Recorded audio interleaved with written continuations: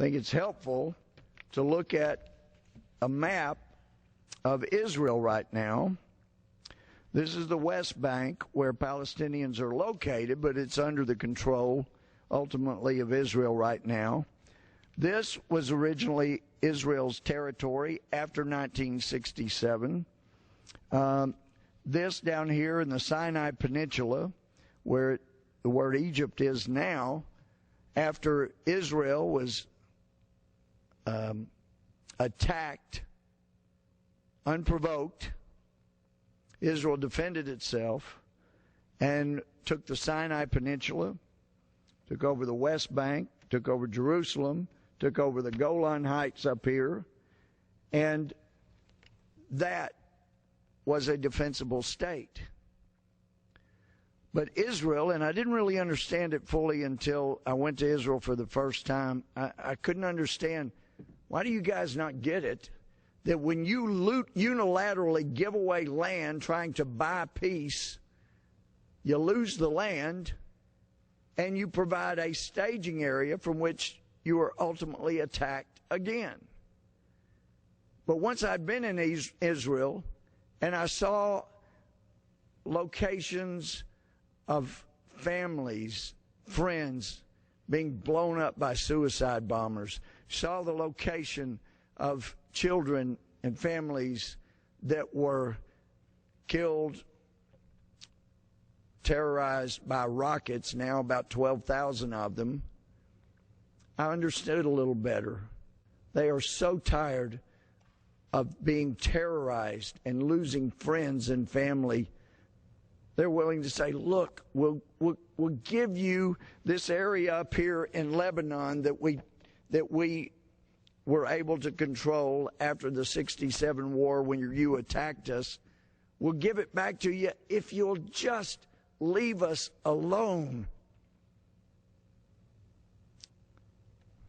Patrick Henry said, people cry, peace, peace, but there is no peace. Israel wanted peace. So they give away northern Israel, what's now colored as part of Lebanon. And so it wasn't but a few years ago, Lebanon starts attacking, comes across the border, takes hostages, attacks Israel from the very area which Lebanon had been given in Israel's unilateral quest for peace. Now, during the times before they controlled the Golan Heights, this area is quite high, overlooks the Sea of Galilee, the Jordan River, and it was real easy to just lob artillery shells from the Golan Heights into Israel, terrorizing farmers, killing. It was indefensible. So by the grace of God, after they were attacked, they took the Golan Heights, and they still hold them. And it is an area, by holding, they can avoid having cheap mortars that are a lot cheaper than rockets just being lobbed over into their settled areas, their civilized areas, killing and terrorizing all the more. The West Bank, hat goes off to Prime Minister Fayyad for the efforts he has made in trying to bring up the West Bank, the Palestinian areas. I was critical because he's received, or the Palestinians have received, billions of dollars, and yet they had not been building homes for the rank-and-file refugees, which seemed to indicate to me they wanted to keep fomenting hatred toward the Jews, toward the Israelis.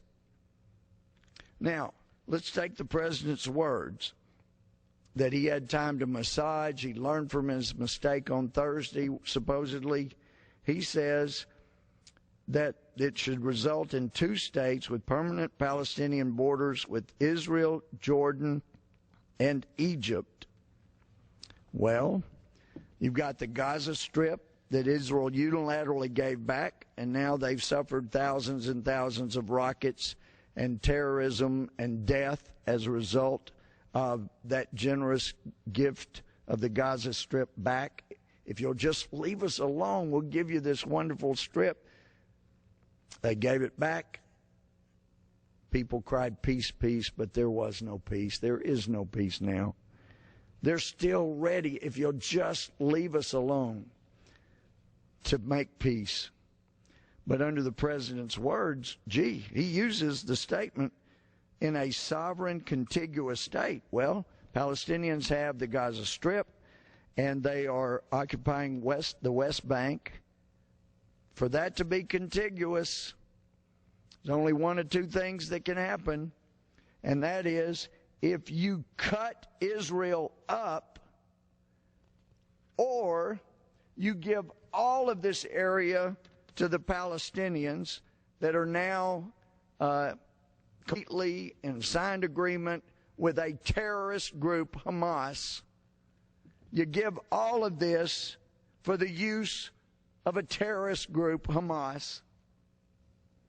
And so then that would fulfill the president's desire, as he had time to massage it and think about it, giving all of this land to Hamas, Palestinians, all of this area up here. Well, but wait a minute. He said that after he described the borders that we would demand for the Palestinians, he said they would have a border with Egypt and with Jordan, comes clear up here, and that Israel would have permanent Israeli borders with Palestine.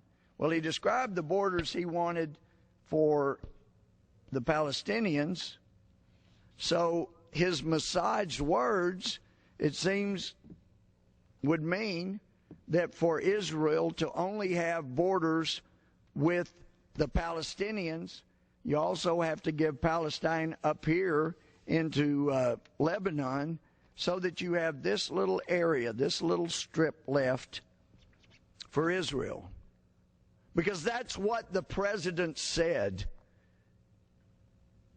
after he'd had days to think about his mistake on Thursday, and this is the best that he can do. We're going to give Israel a little strip. And by the way, can you imagine if Canada or Russia or China, one of their leaders made a speech and said, United States, by the way, we think you ought to give away Arizona. You got drug smugglers up in there. It'll just be a lot safer. You basically let them have it anyway.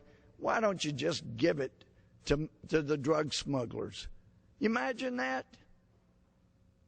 Well, that's what the interdiction of a meddling president trying to tell another sovereign state where they can have their borders and where they can't.